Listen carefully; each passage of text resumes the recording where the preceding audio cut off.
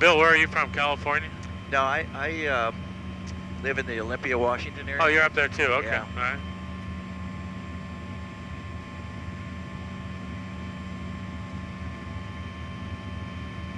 There we go, I had my volume down.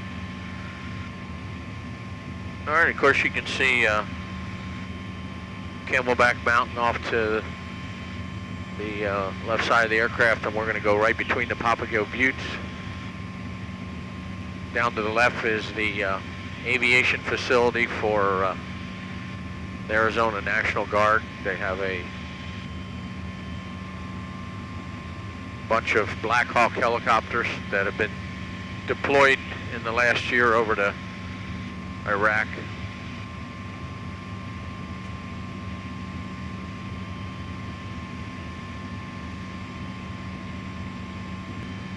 Right now we're about 500 feet over the ground, little more than 500 feet, and we are going 125 nautical miles an hour, so close to probably 140 miles an hour, 150.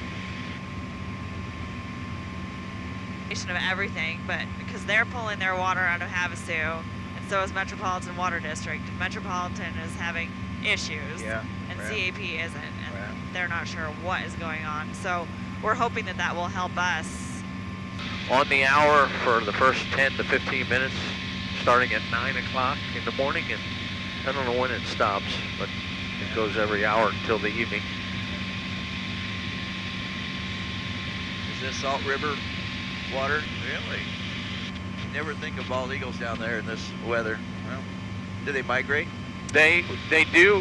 We have some that winter over though, and one of the missions that Salt River Project does is support Fish and Game in counting those eagles. We do flights with a helicopter. No. Great. Yeah, a lot of the eagles from the Pacific Northwest come down here to winter, Yeah. and then they go back north. But the majority of the Arizona, it's like a subspecies of eagles, Yeah. and they're smaller and they breed earlier, so they're already into their breeding season now. And that's one of the things, like he said, we fly and monitor the breeding population, but they do nest sooner because they got to get those babies out of the nest before Yeah. it gets too hot. Yeah, really. Is it, what channel is that? Still the Verde channel that we see running up there? Or? Yes, we're following the Verde Channel, and I'm kind of putting it out both sides. I'm crisscrossing back and forth, or it's crisscrossing under us. Very nice.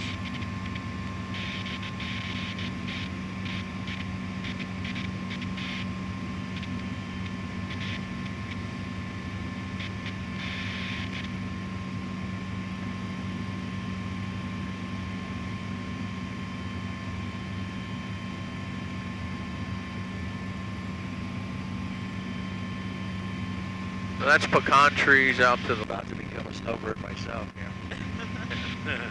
Because I'm retiring in August. Oh, really? Yeah. Retiring to where?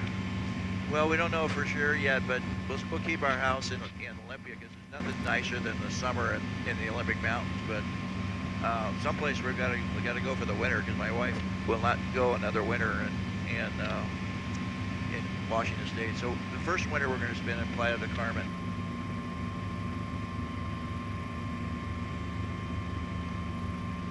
Guys fishing, it looks like, Yeah, huh? yeah.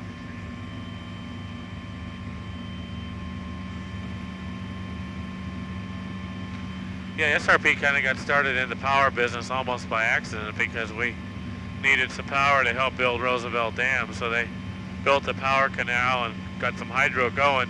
But power for company customers is natural gas, coal, Oh, nuclear. oh, I see. I didn't understand that. But we're getting cheaper to run it, to pump it back up. Right. Now, this is Bartlett Dam. It was built in 1939. And the lake behind it?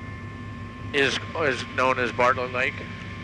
And in the 90s, they, and correct me if you know more on this subject, anybody, but in the 90s, the Safety Dams Act, and the idea is that if the water got high enough to top the dam, rather than destroy the dam, it'll push these rocks out of the way. Right now, and you also see there's some spillways on the other side of the dam. And right now, we're only letting water out from the lake under the dam or through the dam. But if we need to, we can open those spillways and let a lot more water out. This is non-hydro. You're Yeah. right. Yeah, the two lakes, the two dams on the Verde are non-hydro. But we do feed into Bartlett, so we are monitoring out here. You can see a lot of the recreational usage. Yeah. Did these are these some of the people that you had at Lake Pleasant for the level 2 training? Or? Yes, these guys, the marine operators here, did come out there for level 2 training. What's the fishery here? Is it bass? I think they do fish bass. I'm not sure. I know there are. I didn't bass bring my involved, but- book that I usually bring for helicopter trips, and it has that information. Yeah. Sorry. You don't have any trout fisheries, do you? Reservoirs or when or what. You can see that it's down a good bit, the reservoir. And when it is, the Forest Service, who actually controls the recreation around the lake and on the lake, along with the Maricopa County, well, I'm not sure which county, but the county sheriff. But at any rate, when it's down like this, you can see a lot of camping takes place on the lake bottom that's exposed. And that's one of the issues that we have to deal with quagga mussels is SRP operates the reservoirs and controls the water level. The Forest Service controls the recreation and the land, and then the Bureau of Reclamation actually owns the dams.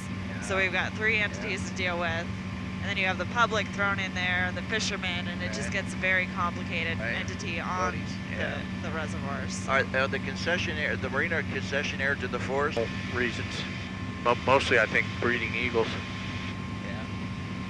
So we're coming up to Horseshoe Lake and Horseshoe Dam, which is really an earthen dam. There's also a fuse plug in this dam that was added along with the spillway during the Safety Dams Act. Now something less. Yeah, in the summer months, Horseshoe will be virtually empty.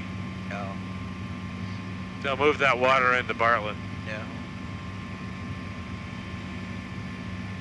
They don't look 93% full. Well, it's the ones on The salt. the Yeah. Salt River.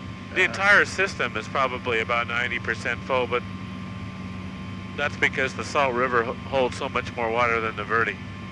Because there's 4 dams on there, and they're all over 90%.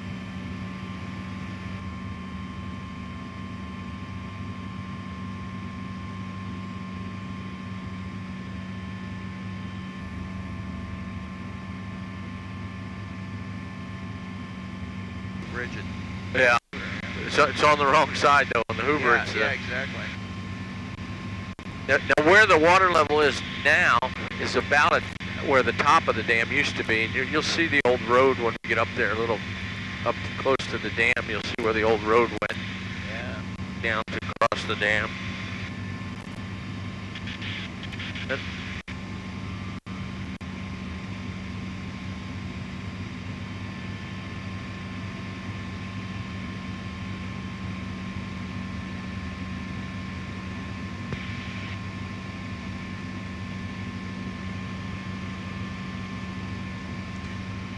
You can kind of see by the geography that Phoenix is in a great location. You know, and Yeah. We'd have to work with ADOT or whoever. But it's the people that don't want to comply that I think would still, We'll you still know, find a way around. 77 feet in 1996, which allowed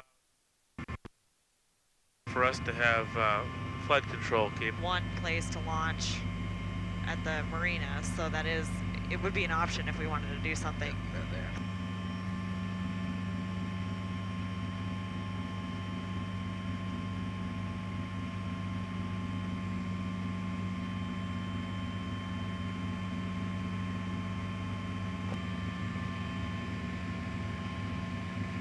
now this helipad that we're going to land on, we've been having bringing crews out to work on, well, Horse Mace Dam and Roosevelt Dam. We bring them out in the morning and take them home at night. It extends their workday, and they're doing some pretty extensive maintenance to the generators, electrical generators in the dam. So it actually is more feasible to fly them, give them more time on the job. Yeah. Yeah, I can see why you need a fleet of helicopters with the remoteness of some of your locations here.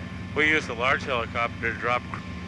Okay, we're going to start our approach into the floating helipad.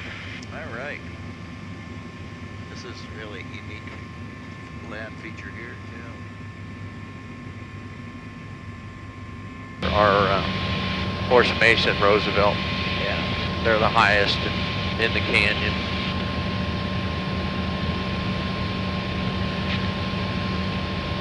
Yeah, I really like this side better than the Verde side. Rock that it was built into, they actually had to reinforce it.